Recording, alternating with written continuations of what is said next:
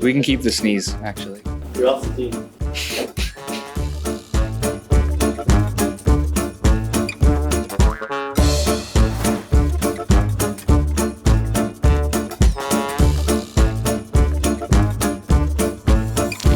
Welcome back to another devlog of us making Par for the Dungeon, a quirky game about a golf ball looking to reunite with his dog friend.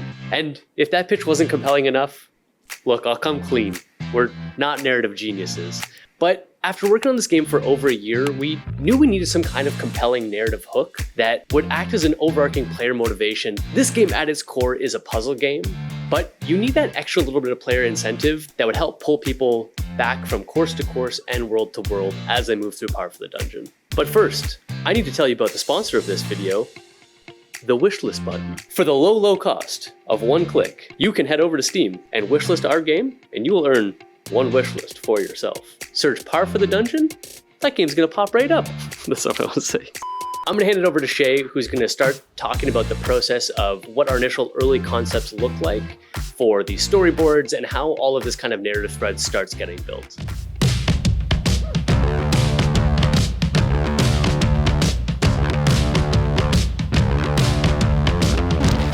So after Josh's original prototype for the game, I was tasked with making what the world of Par would look like. Part of that was creating animals of various round shapes and varieties. Throughout the game, you'll probably see a few. You have like round polar bears, round penguins, round owls. There's a ball alligator, I think, one of the levels too. But one thing that came out over and over again was the idea of like you having a ball dog or a round dog of your own of some sort. We initially didn't know how we wanted to integrate that into the actual base of the game since it's such a stripped down, pretty simple like puzzle game. What kind of came up was, what if we had some kind of narrative where the bogeys or the enemies in the game steal your dog at the very start, very a la John Wick or some kind of revenge plot. Just a dog.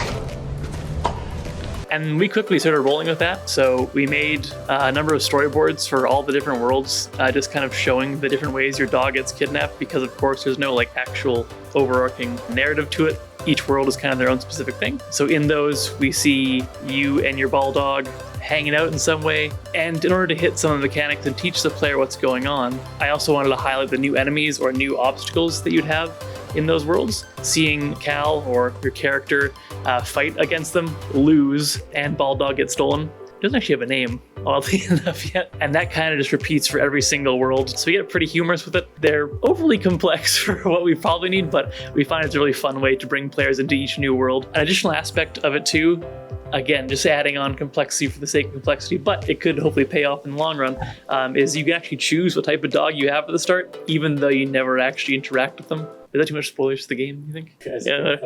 You actually choose the type of dog you want to have. I think there's like 9 varieties. One of our artists, Caitlin, concepted a bunch of those early on, and you can see those in the game right now. You can swap through and check them all out. So once all the concepts are done for the storyboards, I would then hand them off to Zach and Joe. They would then break those down, figure out what kind of bespoke animation they need to make, as well as what they can reuse from our existing library of animation. So things like Cal rolling or him getting hit are all things we can just chuck back in there. But for certain levels, he's making a snowman. Sometimes the dog's sniffing mushrooms. There's a lot of work to be done there.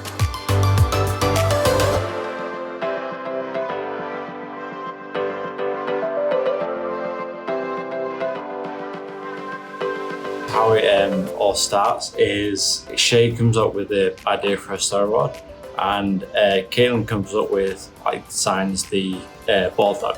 And once that's all sort of like in the process of being made, I then look at the storyboard and try and work out how I can make it have some sort of life. I then verify with Zach what I need to do and what I don't need to do in terms of the storyboard. I'll look at reference and work out how things are going to move and like how things are going to piece together. And then once I've done that, I can then start blocking out the basics for the animations that I want to do. Yeah, that's basically how it all starts. Yeah, so the references, I just go through YouTube and Vimeo, like all sorts of different websites. Once I've got like realistic sort of stuff, I then adapt that to what a more cartoony sort of process. For World 4, there's a scene where the enemies are in a snowball. So I've got to work out how to make the bulldog come out with snowball, because that's not a thing that you can find on references. It's pretty bespoke. Trying to work out what references to find and all that sort of stuff, like how it's all going to piece together is difficult, it's hard. But it's fun. I love doing that sort of thing. I used to work in film and TV, which is very, very different to games. With film and TV, you see the whole thing in one go, and you pick out a certain part and that's not right, I need to redo it. Whereas with games, it's all separate pieces that you've got to imagine in your head. You got to put them all together. And there's times where you'll do a piece and then it'll be put together with another piece.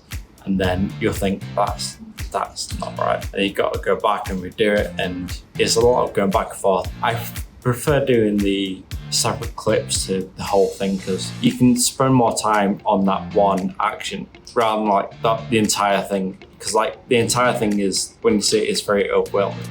But when you have individual clips, it's more easy to manage. So once I've done all my work all together, all the separate pieces done, I then hand it off to Zach, who puts it into game and makes it look great. So to wrap things up, I got all the animations from Joe, and I'm gonna take them all into Unity and build a cutscene using Timeline. We don't do a ton of cutscene building at Sleeping Giant. Not a lot of our games take that approach usually, but I have some experience as a level designer using Timeline, and I happen to have some free time. So it fell on me to breathe life into these cutscenes, and it ended up being a ton of fun. We can keep the sneeze, actually. You're off the team. So the first step is always to refer back to the storyboard and make sure I know exactly what order I'm tackling things in. And then I start building out the timeline, setting up all the animation tracks and activation tracks, all the different little details about that I'll need. Over the course of building out the cutscene, it'll grow to sometimes pretty big, but I want to try and keep it fairly simple at the beginning, just focusing on one character at a time. That tends to help. And as I do that, I'll find little nuances about the storyboard that we may have missed in deciding what animations to create for it. As I'm placing animations in the timeline, I may have to make little adjustments or animate positions or rotations here and there just to massage them a little bit and get those assets working perfectly. Taking the player back to see the level select, where we show them the dog on the last course, and then it pans through all the courses that you have to play to get to your dog. And that's really nice because it anchors the player's goal and has a clear call to action of what the player has to do to rescue their dog. You have me shilling the wish list button. I thought it was a good show. It was good. And now you've gotten a sneak peek of this World 1 intro cutscene, but to get a sneak peek of all of them, you should go wishlist the game on Steam. Well, you've heard from Shay, Joe, and Zach about how the narrative was formed and what steps were taken to bring this aloof narrative to life. With a few months before launch, we're only going to be able to put out a few more devlogs on the making of Par for the Dungeon. So if there are topics you'd like to see us cover, let us know in the comments below. Also, a big welcome to all the new subscribers that have been watching our videos. We appreciate you all. And to those who've reached out to collaborate, we're excited to see what we can create together. Thanks as always for watching, and we'll catch you in the next one.